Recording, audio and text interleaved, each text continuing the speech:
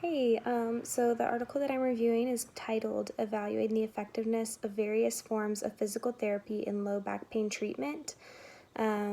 So this is an article that, or this is a study that was done on different treatments of lower back pain, and so this specific study looked into 3 different types of treatment. The first type of treatment is pilloid therapy, which is a type of mud therapy.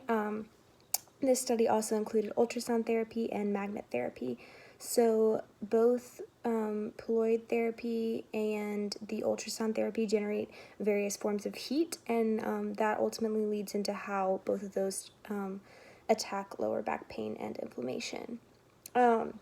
So the sample size for this study was 70 patients, and all 70 of these patients had chronic low back pain, and their chronic low back pain stemmed from either overload pain syndrome and or degenerative changes of spinal joints. So they split their sample size into 3 different groups of patients.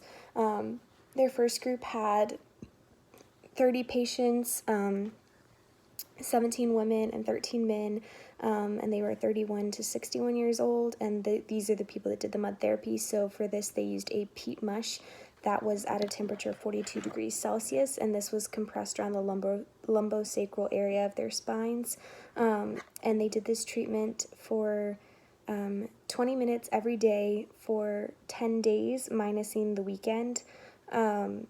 So following their 20-minute mud treatment, each patient would shower at a temperature of 37 degrees Celsius before resting for half an hour. The second group was only 20 patients, and this was 10 women and 10 men, and they were aged 28 to 68 years old, and these guys did the ultrasound therapy, so their treatment duration and power density were adjusted for each patient based on the current condition and stage of the therapy that they had already been doing. Group 3 had a similar situation. It was 20 patients. It was 11 women and 9 men. These patients were 32 to 66 years old, and these guys did the magnet therapy. And for this, the shape of the pulse, the frequency and value of the magnetic induction were both adjusted for each patient during based on their current condition and the stage of the therapy that they were already in. And groups 2 and 3 for the ultrasound therapy and for the magnetic therapy, they were also treated every day for 10 days without the weekend successively. So all patients completed the following pre- and post-therapy assessment tests. So they did these tests before they received their various types of treatments, and then they did them afterwards. So they all were tested with Schober's test, which this test measures the patient's ability to flex the lower back. They all did a pain intensity assessment with a visual analog scale.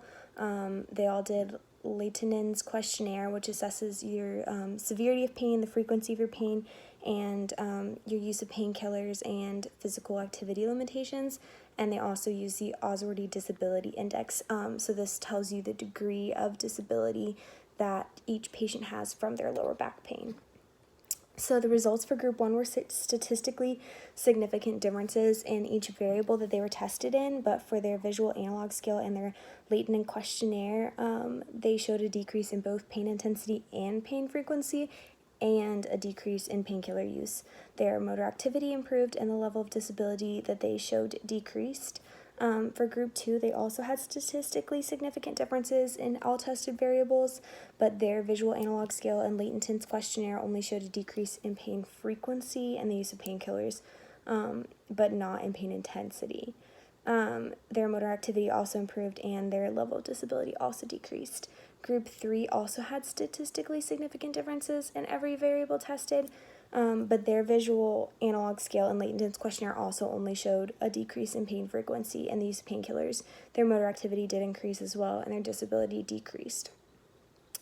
So after all of the results for post-therapy were compared